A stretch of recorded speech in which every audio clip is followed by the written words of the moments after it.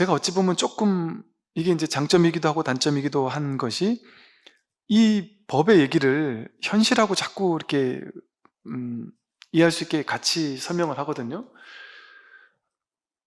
왜 그러냐? 이 법이 겉으로 봤을 때는 법에 대한 얘기 같거든요. 제가 옛날에 공부할 때 어떤 느낌이었냐면, 선 공부를 하러 딱 가면 여기는 현실과는 전혀 동떨어진 새로운 공부를 하는 것 같고, 이 얘기는 여기서밖에 못하고 밖에 나서는 일체 할 수가 없는 얘기인 거예요. 왜? 전혀 다른 공부 같으니까. 삶과는 동떨어진 공부 같은 거예요. 이건 깨닫고 나야만 이제 효과를 보는 공부 같더란 말이죠. 그게 아니었어요. 이거는 삶이 달라지는 공부예요. 삶에서 직접적으로 내 삶이 달라지는 공부예요. 그 효과가 없다면 이 공부할 필요가 없어요. 삶이 가벼워져요.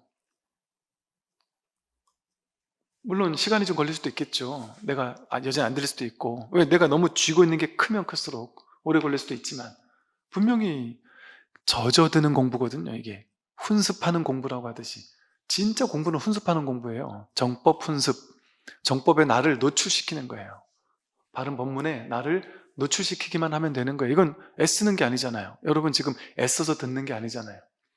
듣다가 뭐 졸리면 졸기도 하다가, 오고 싶으면 오다가, 갈까 말까, 오늘은 좀 갈까 말까 싶은데 이럴 때 어지간하면 가는 쪽으로 마음을 한번 내보는 거예요. 그런데 막 오늘은 진짜 못 가겠다 하면 안 가면 된단 말이에요. 그거 가지고 너무 스트레스 받을 필요 없단 말이에요. 마음 가는 대로 하면 되지. 근데 막 갈까 말까가 막 50대 50으로 싸우면, 아마 그럼 어지간하면 가보자, 막 이런 정도는 마음을 내도 되겠지만, 그러니까 막 억지로 그렇게 막 스트레스 받아가면서 공부할 필요가 없단 말이죠. 주로는 그러실걸요. 아마 가면서도 법문 들으면서 가고, 지하철에서 또 법문 들을 때 또 집중해서 들었다가 집으로 돌아갈 때도 또 듣고, 그러면 사실은 1시간 갔다가 1시간 반 듣고 1시간 돌아가면 사실은 한 노대 시간 법문을 듣는 사람들도 아마 많이 계실 거라고 봐요. 왜냐하면 그러고 싶어 그러는 게 아니라 누가 시켰습니까? 여러분 다른 공부할 때 그렇게 해본 적 있어요? 그렇게 안 한단 말이에요. 이 나이까지 돼가지고 그렇게까지 공부를 한 사람 있겠습니까? 절에서 집에 가서 기도하고 오세요 하고 뭐 이렇게 숙제 내줘도 그냥 숙제 삼아 할 수는 있겠지만, 내가 나서서 막 숙제가 없는데도 불구하고 그렇게 안 한단 말이에요. 그런데 단 한 번도 숙제를 낸 적이 없단 말이에요. 뭐 이렇게 해라 저렇게 해라. 그런데 얘기 들어보면 다들 똑같이 그런 공부를 하고 있어요. 다 그냥 왜 그럴까요? 내가 그러고 싶어 그런 게 아니에요. 나도 모르게 화두가 들려있는 거예요. 쉽게 말해, 내가 누군지를 진짜 알고 싶은 거예요. 확인하고 싶은 거예요. 근데 방법은 모르겠으니까 답답은 한데, 뭐 할 수 있는 방법이 없으니까 이러지도 저러지도 못하는 거예요. 그나마 내가 할 수 있는 게 그냥 법문에 귀 기울이는 것밖에 없는 거예요. 내가 할 수 있는 게 없어야 돼요. 방법이 없어야 됩니다. 이거 자꾸 힘줘가지고 내가 머리로 어떻게든 이해해버리라, 안 된단 말이에요. 안 되는 줄 빨리 깨달아야 돼요. 그래서 법문 들을 때 저는 그 스님 이 말이 좋더라고요. 머리를 딱 잘라가지고 머리를 옆에다 이렇게 딱 던져놨다 생각하고 몸만 있다 생각해라. 법문 들을 때 그렇게 들으시란 말이에요. 온몸으로 법문 듣는다. 머리는 없고 그냥 온몸으로 통으로 법문 듣는다. 그러니까 모르는 거 나왔을 때 애쓰지 않죠.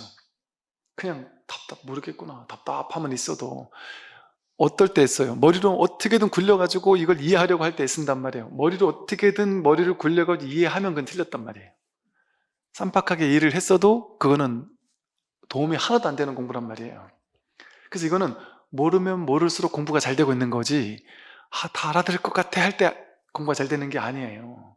그러나 또 나도 모르겠지만 듣다 보면 나중에 저절로 그냥 소화될 것들은 또 소화가 돼요. 그러면서 마음이 이제 열려요. 많이 이제 들리고, 그러면서도 정말 이건 모르겠고, 그러면서 시간을 보내는 게 공부예요. 시간을 보내는 것. 그러니까 그러고 시간을 보내고 계시잖아요. 그게 화두를 들고 있는 거라니까요. 그게 의단 동로가 되어 있는 거예요. 늘 뭘 하든 그냥 오로지 이거밖에 생각 안 나고, 물론 현실적으로 딴 일을 하지만, 직장 생활도 할 일은 다 하겠지만, 그러나 내가 틈 날 때마다 뭔지 모르게 궁금하고 그냥 멍 때리면서 허공을 바라보고 있고, 잠잘 때도 눈을 감고서, 옛날에는 눈 감으면 빨리 자야 되는데 내지는 이러다가, 요즘엔 그냥 법문을 듣다 자든지 아니면 눈을 감고 이게 뭔가 하고 그냥 깝깝한 마음으로 자기를 이렇게 보면서 잠에 든단 말이에요. 나도 모르게. 누가 시켜서 그렇게 하는 게 아니란 말이죠. 이제 다시 다음 66번인데요. 번뇌가 즉시 보리란 말이에요. 번뇌가고 보리니 무엇 때문에 두 마음으로 선관을 행할 것인가. 두 마음, 번뇌심과 보리심을 둘로 나눠놓고 번뇌심을 없애고 보리심은 키워야 되는, 이런 마음을 가지고 선을 실천하는 게 아니란 말이에요. 그러니까 선은 번뇌를 없애버리는 어떤 무기 같은 게 아니란 말이에요. 선관은. 선에서 말하는 이 관법은, 이 선관, 이거는 말 그대로 그 마음 거울과도 같단 말이죠. 그래서 내가 선관을 행하는 게 아니에요. 근데 내가 수행하는 사람들은 어때요?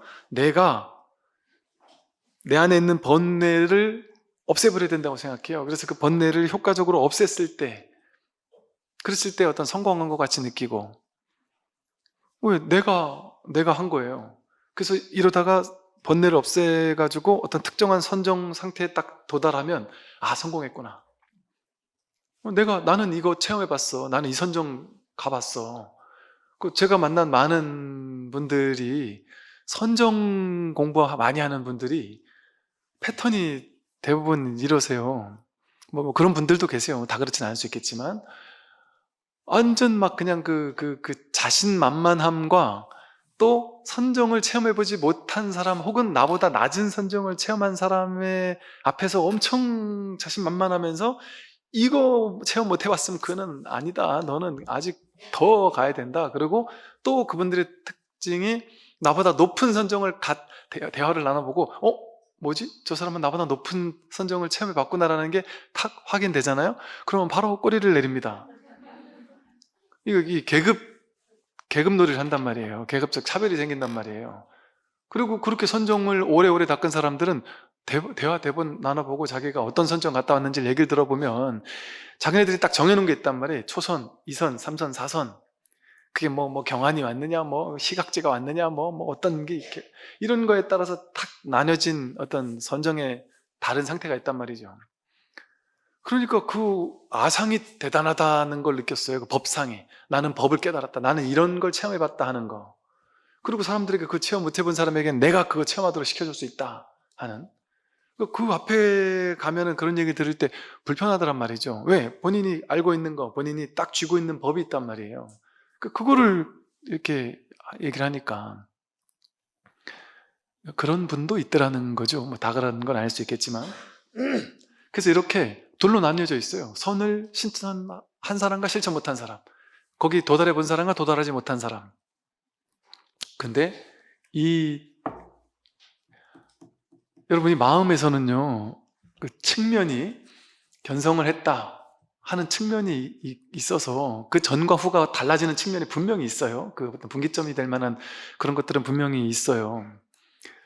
그런데 오히려 어떻게 되느냐 하면, 오히려 내가 체험해서 하는 우월감이, 처음에는 그 우월감이 살짝 들기도 하지만, 시간이 지나고 나면 그거는 이제 또 사라져버리니까, 그 체험은 사라져버리니까 꼬리를 탁 내리면서, 정말 내가 체험한 게 뭔지를 탁 확인한 사람들은 어떻게 되느냐 하면, 내가 깨달았어, 너희들은 못 깨달았지, 이런 우월감이 생기지 않아요.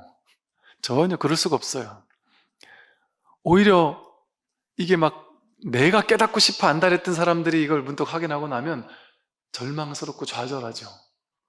나만 깨달아서 내가 승리자가 되고 저 사람들은 패배자들이 돼야 되는데, 그래야 내가 우월감을 느낄 수 있고, 내가 이 우월감으로 뭔가 장사도 한번 해보고 사기도 한번 쳐보고 해야 될 텐데, 그걸 할 수가 없다는 게 분명해지거든요. 이게 너무 아무것도 아니다라는 게 분명해지고, 너무 모두가 다 가지고 있고 다 쓰고 있는 거라는 게 너무 분명해지니까, 그런 아상을 가지고 공부했던 사람들에게는 절망스러운 거예요. 이거 견성은 자기에게 뭘 가져다 주는 게 아니거든요. 풀리 있던 거 그냥 확인해 본 것 뿐이고, 그러니까 대단할 것도 없고, 나만 있는 게 아니라 모두가 다 이거를 100% 지금 자제하게 활용하고 있는 중이니까, 나만 특출난 게 아니라는 게 확실해진단 말이에요. 그러니까 이 자리를 확인 못한 사람을 마음속으로 이게 아예 모르는 사람은 이 자리를 확인했다 이러면 와 대단하다 부러움이 엄청날 거 아니겠어요? 근데 막상 그 사람들은 그런 게 없어요. 대단하다 뭐 이런 생각이 없단 말이에요 아예. 그럼 그런 게 일어날 수가 없어요. 오히려 똑같구나 진짜 똑같구나 정말 이래서 대평등이구나 진짜 대평등이에요. 깨달으나 깨닫지 못하나 다 똑같아요. 뭐 기독교 신자나 불교 신자나 불교 아는 사람이나 모르는 사람이나 다를 게 하나도 없어요. 그러니까 모르겠어요. 저도 옛날에는 우리 불교를 더 어떻게든 막 포교하고 싶고 이런 게 좀 있으니까 옛날에 20대 때 이제 군에 처음 갔을 때 목사님 신부님들하고 같이 훈련 받을 때 미세한 자존심 경쟁, 자존심 싸움, 어떻게든 뭔가 우리가 더 우월하다, 우리가 목사님 신부님들보다는 어떻게 뭘 해도 우월하다는 걸 막 보이고 싶고 증명해 보이고 싶고 뭐 어쩌다가 이렇게 뭐 이렇게 논쟁이 나와도 아니 뭐 이게 그냥 훈련 받다가 어떤 논쟁이 나왔는데 제 동기 스님이 목사님들이 막 뭐 이런저런 설명을 막 했는데 우리 동기 스님 중에 똑똑한 스님이 한 분 계셨는데 이 스님이 탁 나와가지고는 한마디 딱 하고 평정을 해버렸는데 되게 통쾌하더라고요. 이러면서 괜히 상대적 우월감 같은 거 그런 거에 기대해 살았단 말이죠. 그때는 그게 좋은 줄 알았단 말이에요. 그러니까 이게 마음을 열어도 완전히 마음을 열지 못하는 거예요, 목사님들에게는. 그런데 시간이 지나면서 야, 이 공부가 그런 게 아니구나. 정말 그런 게 아니었던 거예요. 목사님이 그대로 신성을, 영성을, 불성을 그대로 쓰고 있단 말이에요, 매 순간. 목사님, 신부님하고 전혀 둘이 아닌 거예요. 그러니까 내가 먼저 마음을 열게 되잖아요? 그러면 그분들이 마음을 열더라니까요? 왜냐면 처음에는 이게 자칫 마음을 열었다가 내 치부를 드러냈다가 나중에 욕먹을 수 있잖아요. 근데 나부터 마음을 열어버리니까 저랑 이제 절친했던 목사님은 그랬어요. 당신 진짜 힘든 얘기 다 하시고 당신이 다른 성도님들은 당신을 아주 훌륭한 또 목사님으로 이렇게 보고 하지만 내 마음에 어떤 이런 아픔 또 어떤 트라우마, 상처 내지는 어디서 말을 할 수 없다는 거죠.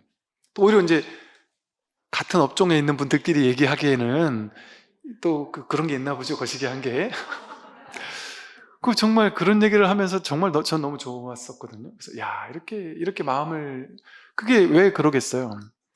이게 사람이 생각을 가지고 이렇게 벽을 쳐서 그런 거지. 이 마음에는 벽이 없어요. 너와 나의 마음에 한 마음이거든요, 한 마음. 이 마음의 본질에는 벽이 없어요. 그러니까 지금 목사님, 신부님, 타종교 성직자분들이나 탕종교 신도님들이 이 공부를 많이 한다니까요. 이제 천주교, 기독교 신자분들이 이 공부를 하면서 이제 질문을 해요, 저한테.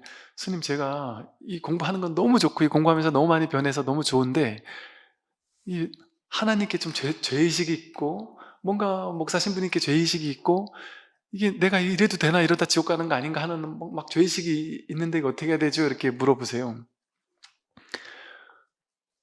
목사님, 신부님도 이 공부 열심히 하는 분들이 계신다. 근데 그분들도 똑같다. 처음에는 약간의 죄의식 같은 걸 가지고 공부를 시작하다가 어느 순간이 되면 그 죄의식이 탁 털어져 버리는 순간이 있어요. 그러면 그때는 이제 이 경계가 없는 거예요. 옛날에 우리 현각 스님이 당신은 신부님 되는 게 목표였대요. 어릴 때부터. 그래서 신부님이 돼야 된다는 생각했는데 출가를 했잖아요. 남들은 너 신부 돼야지 왜 출가를 했느냐 하는데 나는 신부님보다 더 신부님이 된 거라고 나는 느낀다. 나는 하나님께 더 가까이 갔다고 느끼지 내가 스님이 된 걸로 인해서 하나님께서 멀어졌다는 생각을 1도 해본 적이 없다. 그게 그럴싸하게 있어 보이는 말인 줄 알았어요, 옛날에는. 전혀 아니에요. 진짜예요, 그게 말 그대로. 그분의 마음에서는 진짜 하나님과 부처님이 다르지 않은 불이법인 거예요. 둘이 아닌 거예요, 정말. 그러니까 그냥 뭔가 이 종교적으로 어느 정도 공부하신 분들은 어떻게든 사회적인 영향력을 생각해서 마음을 열고 타종교도 포용해야지 이런 줄 알았단 말이에요. 그게 아니었어요. 그게 정말이야 진심이었단 말이에요. 진짜로 벽이 없습니다. 원래 벽이 없어요. 그러니까 그 성직자분들 중에도 그 턱을 넘어선 분들은 진짜 벽이 없어요. 정말 벽이 없는 분들이 계시더란 말이죠. 그러니까 천주교 기독교 신도님들도 그런 성직자분들이 계시단 말이에요. 그러니까 그냥 하셔도 된단 말이죠, 공부를. 이거는 종교 공부가 아니거든요, 사실은. 그러니까 지금 서양의 수많은 깨달음을 가르치는 스승들이, 영적인 교사라고 하는 분들이 그냥 선어로 얘기하고 있거든요, 100% 그냥. 근데 종교라는 얘기 1도 안 써요. 이건 종교라는 틀에 가둘 필요가 굳이 없어요. 가둬도 그만, 안 가둬도 그만이에요. 하되 함이 없이 하는 거니까. 가도 돼, 가둠이 없이 그냥 불교라는 그냥 뭐 이 형식에 기대고 있는 거지, 그냥. 있어도 그만, 없어도 그만인 거예요. 상관이 없단 말이에요. 진짜 불이법에서는 뭐가 차이가 있겠어요? 어떤 차별이 있겠어요? 이게 부처님 가르침에 정말 이게 놀라운 점 아니겠어요? 정말 위대한 점이거든요. 정말 둘이 아닌 거예요. 그러니 두 마음을 가지고 성관을 행할 필요가 없어요. 번뇌를 없애고 보린을 증득해야 된다는 두 마음을 나눠놓고, 깨닫지 못한 마음, 깨달은 마음 둘로 나눠놓고, 그럴 필요가 없어요. 진짜 다르지 않아요. 실제에는 부처도 없고 마구니도 없으며 마음의 본체에는 모양도 없고 구분도 없다. 그래서 이제 실제라는 표현을 썼어요. 가짜, 거짓이 아닌, 분별이 아닌 진짜가 뭐냐, 실제가 뭐냐, 팩트가 뭐냐, 진실이 뭐냐. 그 실제에는, 그 제일의제, 본 뜻에서는 부처도 없고 마구니도 없어요. 부처가 없어요, 사실은. 누구에게만 부처가 있을까요? 중생에게만 부처가 있어요. 왜? 중생은 괴로우니까. 그 중생에게만 괴로움을 해결할 일이 있어요. 그리고 괴로움이 해결된 상태를 부처라고 이름 붙인 것 뿐이에요, 불교에서는. 그리고 불교는 부처되는 게 아니에요. 해탈 열반이 없어요, 불교에는. 완전히 해탈하고 열반한 사람은 내가 해탈했다, 내가 열반했다, 내가 부처가 됐다, 그 생각이 없단 말이에요. 마치 병난 사람이 매일 나는 병났어, 나는 병났어, 나는 건강해 이러고 살지 않듯이 그냥 건강하게 사는 거예요. 근데 아픈 사람에게만 건강이 있죠. 건강한 사람에게는 내가 건강해야 돼 이런 생각 없잖아요. 애들 보세요. 우리는 늙어봤으니까 이거 잘못하면은 막 아프고 이런 줄 아니까 약도 막 챙겨 먹고 미리미리 조심하고 사니까 애들한테도 지혜를 나눠준다고, 야, 너 조심해야 돼, 이렇게 하면 안 돼, 저렇게 하면 안 돼, 몸에 안 좋은 거 먹으면 안 돼, 막 얘기를 해주잖아요. 근데 걔네들은 들어요? 안 들어요. 건강하니까. 아무리 먹어도 끄떡없을 거라고 생각한단 말이에요. 건강한 사람은 그 얘기를 안 들어요.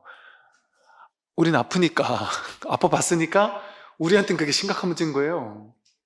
그러니까 너 대비해서 이렇게 해라 저렇게 해라 하는 게, 우리는 그런 게 많잖아요. 약도 밥 먹고 나서 바쁘다 약을 더 많이 먹어야 되잖아요. 왜? 우리에게만 그게 필요한 거예요. 건강하지 않은 사람에게만. 근데 건강한 사람에겐 그런 게 중요하지 않잖아요. 그냥 건강하게 사는 거거든요. 그게 부처에게는 부처가 없는 거예요. 그래서 여기는 열반, 부처 이런 것도 티끌이에요. 붙을 자리가 없어요. 여기는 정말 말끔하고 텅 비어서 부처라는 것도 오염이라니까요. 그런데 이런 법문에서 이런 부분만 싹 떼가지고 또 어떤 사람들은 써먹어요. 야, 스님들이 부처가 없다 했다, 열반 해탈이 없다 했다, 고백했다. 성철 스님이 돌아가시기 전에 중생을 속였다고 자백했다.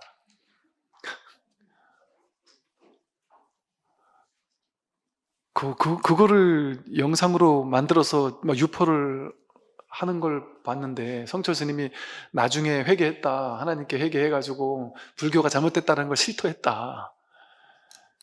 그런데 더 놀라운 것은, 그걸 뭐 모르는 사람들이니까 그렇게 얘기를 할 수도 있잖아요, 타종기인들은. 그런데 오죽이나 불자들이 오죽이나 그 공부가 좀 안 돼 있으면 그런 영상을 보고 두려움에 떨어요. 스님, 정말 제가 잘못된 불교를 그동안 공부하고 있었나요? 성철 스님도 저렇게 실토를 했는데 난 아직도 잘못된 물교에 빠져 있는 건가 맞는 건가요? 그러면서 그 영상을 보고 제가 너무 두려움에 잠이 안 왔다고 몇십 년을 불교를 믿고 절에 다니면서 기도하고 열심히 했는데 와, 그 영상을 보니까 너무 충격적이었어 가지고 내가 여태까지 믿었던 불교가 이런 거였나 싶은 게 잠이 안 왔다라면서 너무 괴로워 죽겠다는 글을 보내오신 거예요, 저에게. 그걸 보고서 제가 이래서 진짜 우리 신도님들도 공부를 해야 되는 거예요. 우리가 그냥 신도님들이라고 해서 그냥 기복적으로 기도만 하라고 하고 그냥 뭐 낮은 수준의 방편만 하라고 하고 이러면 안 되는 거예요. 그러면 그런 말에 휘둘린단 말이에요. 끌려다닌단 말이에요. 혹은 정말 너무나 수준 이하, 그러니까 이렇게 편하게 죄송스럽지만 그냥 편하게 말씀드리면 그런 영상 자체가요, 정말 너무 불교의 비읍자도 모르는 너무나도 수준 떨어진다고 말을 할 수조차 없는, 아예 이 공부가 뭔지를 아예 모르는 사람들은 드린 거거든요. 그런 걸 보고 진짜 그렇게 얘기를 하는 자체가 정말 너무나도 이 불이법이라는 이 출세관이라는 무분별지라는 거에 대해서는 태어나서 한 번도 상상조차 해보지 못한 사람들인 거야. 왜? 분별지에서 보면 그게 맞거든요. 그 분별지에서만 본단 말이에요, 세상을. 그러니까 지혜가 없는 거예요. 지식적인 공부밖에 못하고 사는 거지. 그걸 세간이라고 그래, 세간. 그러니까 세간에서는 그걸 보고 충격받겠죠. 근데 출세간에 대한 안목을 갖춘 사람에게는 그냥 한번 웃을 일밖에 안 되는 거예요. 그 성철스님이 맞는 말 했거든요. 전에 제가 이 자세한 얘기는 했으니까 나중에 뭐 그걸 보도록 하시고, 실제에는요 부처도 없고 마구니도 없습니다. 마구니 이런 거 없어요. 마구니가 없다 그러잖아요. 이 말은 뭐겠어요? 부처도 없고 마구니도 없는데 천상이 있고 지옥이 있겠습니까? 안 그래요? 여기서 부처도 없고 마구니도 없다 그랬는데 천상은 있고 지옥은 있겠냔 말이에요. 이게 왜 그랬더니 어떤 분은 그래요. 스님, 부처님도 불교 경전에서 지옥이 있다고 얘기를 했는데 스님은 부처님도 아니고 부처님 밑에서 부처님을 따르는 스님인데 부처님 말을 아니라고 하면 되겠습니까? 이렇게 얘기를 하더란 말이에요. 그럼 되겠습니까? 그럼 되겠습니다. 그래야 돼요. 부처님 말씀은 전부 다 방편이에요. 전부 다 방편이에요. 근데 부처님은 너무 뭐랄까, 부처님 같은 분이 위대한 이유는 뭐냐면요, 인류 역사 속에 수없이 많은 깨달은 사람이 있잖아요. 그게 주로가 선불교 황금기 때 등장을 했거든요. 뭐 선불교 황금기 때 깨달은 사람이 등장했어요. 인도 불교에 있는 수많은 그 교학자들 있잖아요. 우리가 보살이라고 부르지만 뭐 용순이 뭐 세친이니 뭐 온갖 이런 사람들도 있지만, 뭐 이렇게 말하기는 조금 어떨지 모르겠지만 상당한 교학적 어떤 교학승에 가까워요, 어찌 보면. 물론 막 그 대단한 안목을 또 갖춘 분들도 계시지만, 그런데 중국 선불교의 스승들은 그런 어떤 교학 이런 게 아니에요. 정말 부처님 같은 어떤 안목, 깨달음을 갖춘 이런 분들이 대거 등장한 시대란 말이에요. 그런데 이 중국 선불교의 그 많은 깨어난 스님들은 대부분, 뭐 사회적으로도 그럴 수밖에 없었겠지만 대부분 공부할 사람만 와라, 갈 사람만 간다, 근기 되는 사람하고만 가자, 대중화를 시키지 못했단 말이에요. 그러니까 스님들 위주의 어떤 공부였단 말이에요, 한동안은. 그런데 부처님은 벌써 2500년 전에 최초에 태어나신 그 부처님께서 이 법을 스님 제가자 할 것 없이 아라한과를 증득한 제가자가 얼마나 많았어요. 부처님 당시에 깨달음으로 놓고 보면, 현상적으로 보면 출제가가 있었지만 그 출제가의 차별은 없었어요. 어떤 차이가 있었냐 하면, 출가자는 돈을 벌지 않고 부처님을 쫓아만 다녀도 먹고 살 수 있어야 되니까, 공부가 제일 중요하니까. 그러니까 제가 신도님들에게 탁발을 해야 되는 이런 문화를 만들어 놓은 거예요. 얻어먹는 사람들, 그리고 공부에 매진하는 사람, 이제 이런 정도의 차이가 있었던 거지, 공부에 있어서는 차별이 없었어요. 그러니까 일반 제가 신도님들이 아라한과를 증득하고 아나함과를 증득한 사람들이 엄청 많았어요. 그런데 스님들 중에도 그걸 깨닫지 못한 스님들도 많았단 말이에요. 대표적으로 안한존자 같은 경우는 부처님 비서실장이었는데도 불구하고 부처님 열반하실 때까지 아라함가를 등등 못했어요. 그런데 도적대가 한 500명이 와가지고 부처님 법문 듣고 상당수가 한 번 법문 듣고 깨닫거나 몇 번 법문 듣고 깨어났었단 말이에요. 아라함가를 등득하기도 하고 그렇게 집단적인 깨어남이 있었단 말이에요. 부처님이 위대한 거는 선의 황금기 때 그 대단한 스님들은 공부할 사람만 데리고 했단 말이에요. 그러니까 대중법문을 하는 스님들을 좀 비난을 하기도 조차 했어요. 대중들이 다 알아들을 수 있는 얘기를 하면 안 된다. 왜? 그건 아르말이니까. 분별로 내 눈높이를 낮춰야 되니까. 분별로 내 눈높이를 낮추면 아르마리가 되고 분별심이 돼서 분별로 얘기해야 대중들이 이해하니까. 그거는 아르마리 분별지라서 그거는 제대로 된 스승이 아니다 이랬단 말이에요. 대표적으로 누굽니까? 하택신해 같은 사람들. 그래서 지혜 정도라고 비난을 받았어요. 하택신해가 비난을 받았어요. 선의 스승들 사이에서는 하택신해가 나쁜 놈이에요. 그런데 지금 선을 이렇게 황금기로 만들어 놓은 사람이 하택신해예요. 하택신해가 육조 스님, 육조 해능 스님의 제자거든요. 그런데 육조 해능 스님의 법은 비주류였어요. 저 비주류였단 말이에요. 저 외곽에 있는 조만한 동네에서 있는 비주류 불교였어요. 대표가 아니었단 말이에요.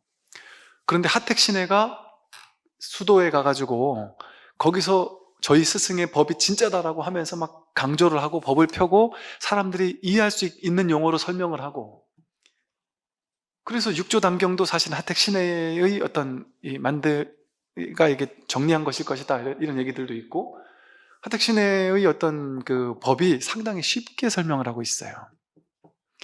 상당히 쉽게. 그것 때문에 욕을 먹었지만, 그러니까 이때도 이렇게. 그리고 또 하택신해 다음에 보면 또 예를 들어 규봉종밀, 그래서 하택신해, 규봉종밀, 그리고 우리나라의 진울스님, 이분들이 대표적으로 이렇게 선을 그냥 탁 낮춰가지고 일체 중생들에게 그냥 가르쳐 줄 수 있는 이런 선으로 얘기를 했단 말이죠. 그래서 이 대단한 업적인 거거든요, 불교계의 역사 속에서는. 그런데 어찌 보면 부처님도 약간 그런 과였단 말이에요. 공부할 사람만 하자 이래가지고 그냥 최고 단계 가르침만 나는 설한다 이러지 않았단 말이죠. 부처님은 눈높이를 완전히 낮췄단 말이에요. 중생들에게. 그 사람의 눈높이로, 그래서 동사섭, 그 사람이 하는 일, 그 사람의 하는 역할, 그 사람의 눈높이에 딱 같이 일을 하면서 같이 그 눈높이에서 그 사람을 위해서 법을 설했단 말이에요. 그러니까 인과에 대한 얘기도 설하고, 복 짓는 얘기도 설하고, 착하게 사는 얘기도 설하고, 온갖 얘기들을 다 설하면서 점차 근기를 높게 만들어가면서, 그래가지고 결국에는 깨닫게 만들었단 말이에요. 그래서 부처님 당시에 일과를 보면요, 항상 점심쯤에 탁발을 하고 와서는 스님들에게 설법하고, 오후 시간대에 제가자들을 불러 모아가지고 항상 제가 신도님들을 위해서 설법을 항상 하셨어요. 부처님이 스님들을 위해서만 설법 안 했어요. 제가 신도님들을 위해서 설법을 항상 하셨어요. 그러니까 그 제가 신도님들이 매일 법문을 듣던 신도님들은 그걸 듣고 깨달은 거예요. 깨어난 거예요. 법문을 듣고 깨달았단 말이에요. 그러니까 숫자로 따지면 어찌 보면 스님들보다 제가 신도님들이 깨어난 사람이 더 많았을 수 있죠. 그게 진짜 불교거든요. 그래서 이 서원불교의 어떤 활발했던 법의 안목, 이것과 부처님의 그 대중을 향한 어떤 동체 자비심에 입각한 방편들, 이런 것들이 어우러지게 된다면 정말 이제 지금의 시대는 그 모든 방편들을 우리가 이제 다 역사 속에서 우리에게 가르쳐 줬잖아요. 그 역사 속에서 우리가 배운 것들이 이제는 잘 선택할 수 있어야 된단 말이죠. 선택해서 이걸 어떻게 더 창조적으로, 어떻게 더 이 현 시대에 맞게 우리가 이걸 전할 수 있을 것이냐, 이걸 이제 우리가 해야 될 일이 아닌가 하는 생각이 들어요. 이 본성에는 부처도 없고 마구니도 없고요, 종교도 없어요, 남자 여자도 없어요, 크기도 없어요. 여러분, 진짜 나. 아까 제가 이제 거울 같은 본 마음이라고 말을 했지만, 여러분도 그런 거 느끼잖아요. 내가 나이가 없는 것 같아. 이런 느낌 있잖아요. 내가 나이가 안 들은 것 같은데? 어느 날 보니까 내가 벌써 이렇게 나이가 됐나? 그리고 거울 보다가 깜짝 놀랄 수도 있죠. 아, 보사님들은 안 그러실려나? 맨날 거울을 보시니까? 문득 야, 내가 이렇게 나이가 들었나 싶을 수 있단 말이에요. 그리고 어느 여러분이 그냥 가만히 있을 때 내가 나이가 몇 살이다 이런 느낌이 별로 없잖아요. 그리고 또 여러분 마음속에 나는 엊그제가 20대 때 같은데? 엊그제가 20, 30대 같은데? 이런 느낌이 있잖아요. 그런 느낌이 있지 않아요? 나 아직 젊은 것 같은데? 마음은 이팔 청춘이잖아요, 진짜로. 근데 그게 남들은 비웃겠지만 나는 진짜잖아요. 그죠? 진짜 그런 측면이 있지 않나요, 내 안에? 자기에게 난 나이 들지 않는 것 같은, 여러분 20대 때 나 하던 그 나와 지금 나 하는 이 나가 늙은 것 같지 않지 않아요? 늘 한결같은 것 같지 않아요? 다만 일어날 때만 삐그덕 소리 나니까 그때 알 뿐이지, 그러기 전에는 이 나라는 거는 왠지 안 늙은 것 같지 않나요? 그리고 내가 고요할 때도 진짜 거기에 내가 여자라는 게 진짜 여자 같아요? 남자 같고 여자 같지 않은 측면이 있단 말이에요. 그냥 이 나라고 할 만한 말로 표현할 수 없는 자기가 있단 말이에요. 제가 늘 그러잖아요. 이 거울 같은 본 마음에서 왔다 가는 건 다 가짜다. 근데 사실은 몸도 젊은 몸, 갓난아기 때 몸 왔다 갔잖아요. 지금은 조금 쭈그러든 몸일 수도 있고, 어렸을 때 젊은 혈기 왔다 갔잖아요. 외로움 왔다 갔고, 성공도 왔다 갔을 수도 있고, 괴로움도 왔다 갔고, 어떤 지식도 왔다 갔고, 또 다른 지식이 또 생겨나기도 했고, 사람도 이 사람 왔다 갔고, 저 사람도 왔다 갔고, 다 왔다 가는 거잖아요. 근데 왔다 가는데, 왔다 가는 게 난 줄 알았는데, 그러니까 왜 외로움이 왔다 갈 때 나는 외로워. 나 외로움을 극복했어. 이렇게 생각했는데, 사실은 외로움이 있기 전부터 나였고, 있을 때도 나였고, 갔는데 지금도 나잖아요. 한결같은 나라는 측면이 있단 말이에요. 그 모든 것을 보고 있던 자기가 있잖아요. 그죠? 젊었을 때 자기가 목격되었단 말이에요. 자기가 자기에게서 자기가 자기를 확인하고 있었단 말이에요. 괴로울 때 그때는 괴로워 죽을 것 같은데 지금은 극복했단 말이에요. 근데 괴로워 죽겠을 것 같은 그때 그 괴로움이 자기냔 말이에요. 괴로움 왔다 갔잖아요. 그 괴로움이 괴로워 죽겠을 때 그 괴로워 죽겠는 것을 알고 있는 놈이 그 괴로웠다는 걸 아는 거 아니에요? 그러니까 괴로움은 왔다 갔지만 그때도 괴로운 줄 누가 알고 있냔 말이에요. 지금 이렇다라는 걸 또 누가 알고 있냔 말이에요. 이 자기라는 측면이 있잖아요. 이 자기, 진짜 자기. 늘 갓난아기 때도 늘 보고 있었고, 10대 때도 20대 때도 30대 때도 자신의 삶을 늘 이렇게 목격하고 있던 이 거울과도 같은 자기 마음이 없냔 말이에요. 있죠, 그죠? 이거는 정말 있잖아요, 그죠? 근데 그 마음은, 이 몸은 왔다 갔잖아요. 몸은 젊었을 때 몸이 있고 지금 늙은 몸이 있잖아요. 늙은 건 아니지만 나이가 좀 든 몸이 있는데, 제가 말씀드린 이 자기, 이 나는 몸이 아니죠. 몸이 아니잖아요. 몸이 왔다 갔는데 나는 안 왔고 안 갔잖아요. 나는 젊었을 때도 나였고 지금도 나잖아요. 늘 한결같은 내가 있잖아요. 한결같은 내가. 늘 한결같은 변치 않는 여여한 자기가 있단 말이에요. 이 변치 않는 여여한 자기, 이걸 보고 본래 면목이라고 한 거예요. 진정한 자기라고 했단 말이에요. 근데 이 자기는 몸이 아니란 말이에요. 그죠? 몸이 아니에요. 좀만 했을 때도 10대 때 지금 몸이 훨씬 크잖아요. 근데 이 나도 같이 커지진 않았잖아요. 나는 크고 작아지는 게 아니잖아요. 그죠? 이 진짜 본래 면목이라고 하는 이 자기, 이게 몸이 아닌 거예요. 나이도 아니란 말이에요. 이게 나이가 그 자기냔 말이에요. 10대 때도 나였고 지금도 난데 그 나이가 나겠어요? 이게 모양이 있을까요? 이 진짜 자기가 모양이 있겠어요? 어떤 모양일까요? 나처럼 이렇게 생겼을까요? 그 모양이? 내 안에 있을까요? 밖에 있을까요? 그 나가. 이 피부 안에만 있을까요? 피부 바깥에만 있을까요? 아니면 뇌 속에 있을까요? 가슴 속에 있을까요? 어디 있을까요? 어디 있는지 모르겠죠.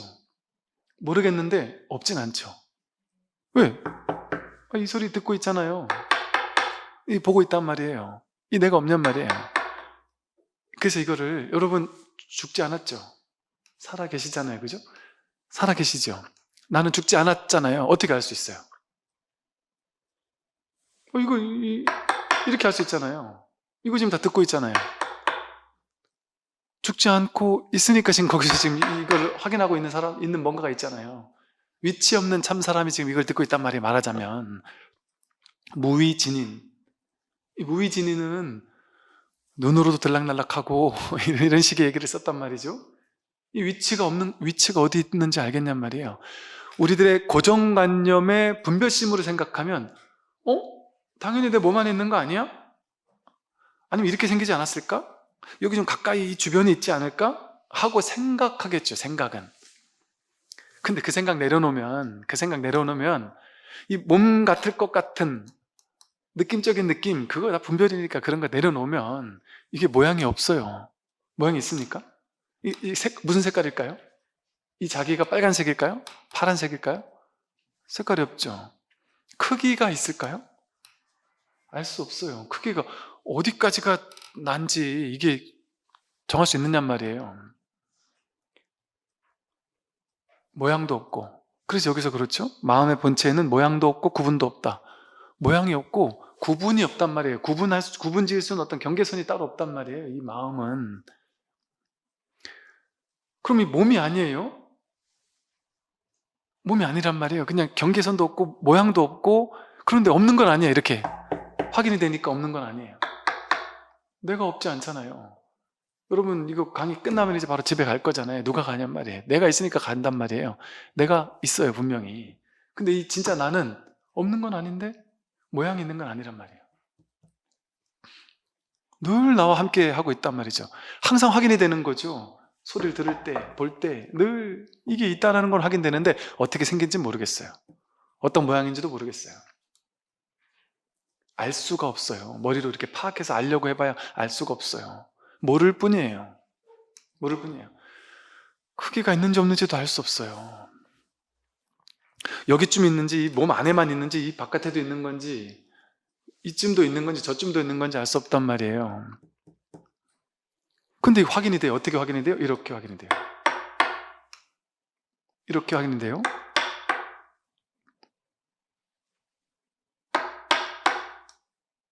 이건 자기예요? 아니에요?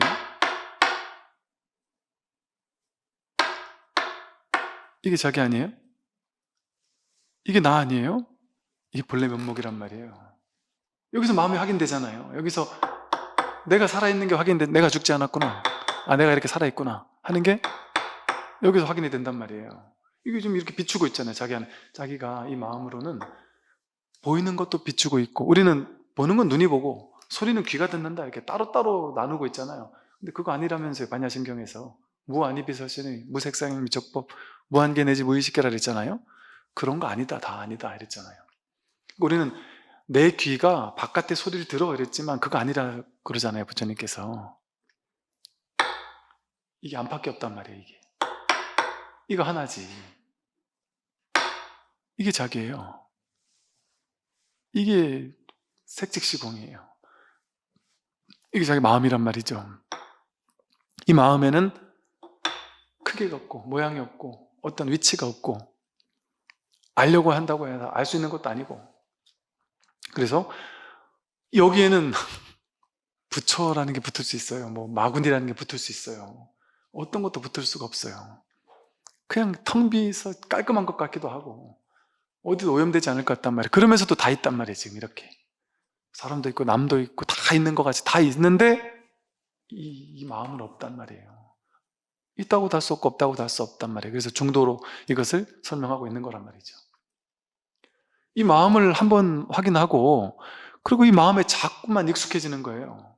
처음엔 이렇게 그냥 그런 것 같기도 한데 하고 알아듣다가 진짜 이 마음이 진짜인데 하다가 이게 이제 더 이상 거부할 수 없는, 더 이상 내가 이거를 긴가민가 처음엔 느낄 수도 있지만 나중에 가면은 이거를 어떻게 긴가민가라고 할 수 있어. 이건 너무 명백한데 더 이상 의심할 수 없는. 그런데 제가 그래서 굳이 저는 어떤 막 인가를 해주고 안 해주고 뭐 그게 본 게 맞냐 안 맞냐 해주고 이러지 않는 이유가 그게 중요하지 않아요. 남들이 그거를 네가 인가했다 안 했다, 네 그거 확인한 게 맞다 안 맞다 얘기하는 게 뭐가 중요하겠어요. 남들이 그거 확인한 거 맞아요. 그러면 나는 기쁘겠죠. 위안은 받겠죠. 아무 의미가 없습니다. 왜 의미가 없느냐? 진짜 의미 있는 건 뭐냐면 개향, 정향, 해향, 해탈향, 해탈, 직연향 이러잖아요. 해탈의 향기가 있는데 나중에 해탈, 직연향이 하나 더 붙은 이유가 뭐냐면 내가 분명히 한번 확인한 것 같은데, 그런데 본인 스스로 아직 확실하지 않은 것 같고 뭔가 미진한 것 같고 뭔가 왔다 갔다 하는 것 같은 느낌이 든다면 아직 완전히 자증자오한 스스로가 확실한 건 아니란 말이에요. 그러면 됐다고요. 그러면 그냥 계속 공부할 때란 말이죠. 내가 깨달았냐 안 깨달았냐 굳이 알 필요 없단 말이에요. 인가받을 필요 없고 남들 앞에서 한마디 얘기하고 싶고 한마디 이렇게 뭐 댓글 쓰면서 이 자리를 확인해 보니까 저도 참 좋네요 뭐 어쩌고 이런 말을 쓰고 싶은데, 그래서 뭔가 이게 우월감을 느끼고 싶은데, 영적인 나도 이 자리를 한번 알 것 같아요 이렇게 얘기하고 싶은데 그게 막 굳이 안 해도 된단 말이에요. 그러니까 내가 명백해지고 확실해지지 않았다면 거기에 의지해서 나는 여전히 계속 공부한다 그러면 됐지. 그래서 내가 왜 자기 정체성을 나는 깨달은 사람으로 이미 돼야 되고 뭐 견성한 사람이 돼야 되고, 모르겠어요. 다른 이제 이 공부를 가르치는 다른 곳들에서는 뭐 견성했다 내지는 뭐 일별했다 이런 얘기를 너무 흔하게 써서 그런 데서 공부하다 온 사람들이 저한테 너무 쉽게 너무 흔하게 제가 몇 월 며칠 날 견성을 했는데요 이러면서 견성을 하고 보니까 어떠고 저쩌고 막 얘기를 너무 쉽게 하는 분들이 계시는데, 그분들은 아마 불교적 문화에서 오래 안 계신 분들이 주로 그럴 거예요. 그냥 별 생각 없이 그냥 쓰시는 거죠. 근데 이제 저는 이제 불교 이 문화 속에 있었다 보니까 불교적 문화, 불교적 전통, 불교적 이 안에서는 견성이란 말이 되게 오염돼 있어요. 어마어마하게 막 위대한 거고 큰 스님들 같은 분들만 견성을 입에 담아야지 우리 같은 사람이 견성을 입에 담았다가는 외도 소리 듣기 딱 쉽고, 스님도 견성을 못했는데 30년 참선한 스님도 못했는데 보살님 뭐 1년 2년 3년 공부하고 이러다가 견성했다고요? 그러면 욕먹기 쉽단 말이죠. 그만큼 오염이 돼 있는 용어예요. 원래 말이라는 것은 시간이 지나면서 많이 오염이 돼요. 그래서 그 용어로 설명하기가 쉽지가 않아요. 이거 확인한 거 가지고 뭐 그렇게 대단한 견성이니 깨달음이 이런 용어로 설명할 필요가 있을까 싶어요. 전혀 그런 게 아니에요. 그러니까 그냥 이 법에 의지해서 꾸준히 공부하겠다 하는 마음으로 공부하시면 됩니다. 여기까지.